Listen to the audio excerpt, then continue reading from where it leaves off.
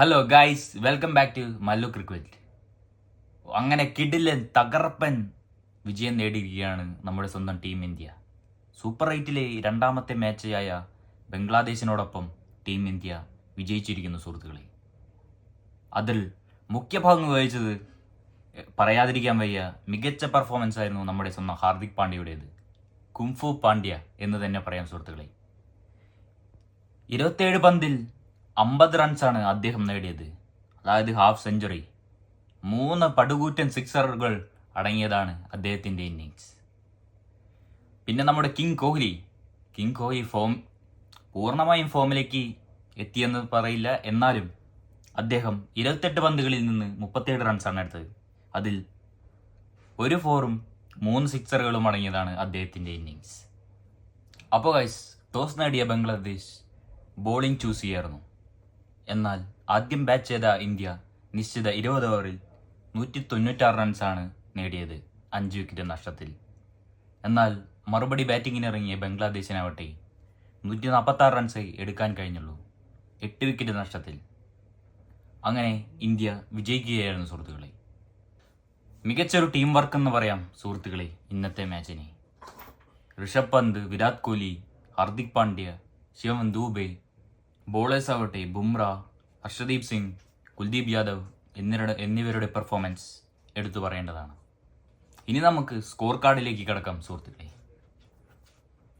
അങ്ങനെ ആദ്യം ബാറ്റിങ്ങിന് ഇറങ്ങിയ ഇന്ത്യ രോഹിത് ശർമ്മയും വിരാട് കോഹ്ലിയും ചേർന്നിട്ട് ഒരു മികച്ച തുടക്കമാണ് ഇന്ത്യക്ക് നടക്കുന്നത്. ആദ്യ വിക്കറ്റ് വീണത് 49 റണ്ണിലായിരുന്നു. രോഹിത് ശർമ്മ 23-നും വിരാട് കോഹ്ലി 37-നും പുറത്താവുകയായിരുന്നു. ഋഷഭ് പന്ത് 24 ബോളിൽ 36 റൺസാണ് എടുത്തത്. സൂര്യകുമാർ യാദവ് ആവട്ടെ ആദ്യം വന്ന ബോളിൽ തന്നെ അദ്ദേഹം 6 നേടിയെങ്കിലും തൊട്ടടുത്ത ബോളിൽ അദ്ദേഹം ഔട്ടാവുകയായിരുന്നു. 24 പന്തുകളിൽ 34 റൺ എടുത്ത് ശിവൻ ദൂബെയും ഒരു മികച്ചൊരു സപ്പോർട്ട് നൽകി. 27 പന്തുകളിൽ നിന്ന് 50 റൺസാണ് ഹാർദിക് പാണ്ഡ്യയുടെ സമ്പാദ്യം. 3 സിക്സറും 4 ഫോറുകളും അടങ്ങിയതാണ് അദ്ദേഹത്തിൻ്റെ ഇന്നിങ്സ്. അക്ഷർ പട്ടേൽ ആവട്ടെ 3 റണ്ണാണ് എടുത്തത്.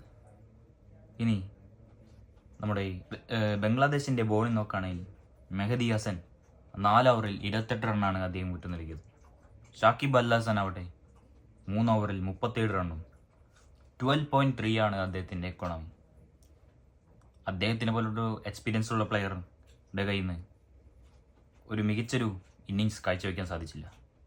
തൻസീം ഹാസൻ സക്കീബ് ആവട്ടെ 4 ഓവറിൽ 32 റണ്ണാണ് അദ്ദേഹം വിട്ടു നൽകിയത്. മികച്ചൊരു പ്രകടനമായിരുന്നു അദ്ദേഹത്തിൻ്റെ ഭാഗത്തു നിന്ന്.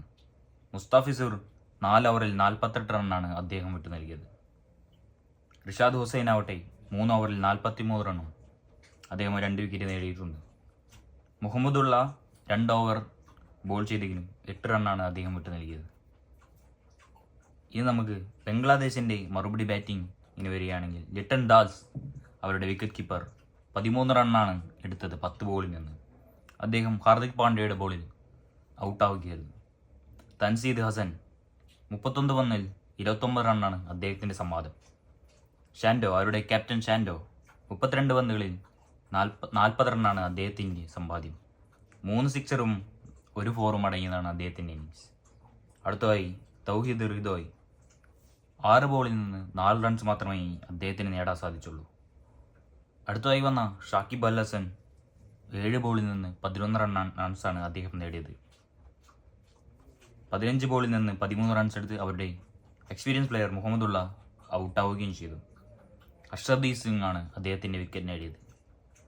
തൊട്ടടുത്ത് വന്ന പ്ലേയേഴ്സും അധികം ഇമ്പാക്റ്റ് ഉണ്ടാക്കാൻ സാധിച്ചില്ല.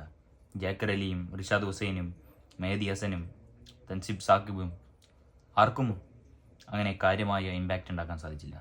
സോ അങ്ങനെ ഇന്ത്യ സൂപ്പർ 8-ൻ്റെ രണ്ടാമത്തെ മാച്ച് വിജയിച്ചിരിക്കുകയാണ്. ഇനി ഒരേ ഒരു മത്സരമാണ് ബാക്കി നിൽക്കുന്നത്, അത് ഓസ്ട്രേലിയ ആയിട്ടാണ്. സോ ആ മാച്ചിനായി നമുക്ക് കാത്തിരിക്കാം സുഹൃത്തുക്കളെ.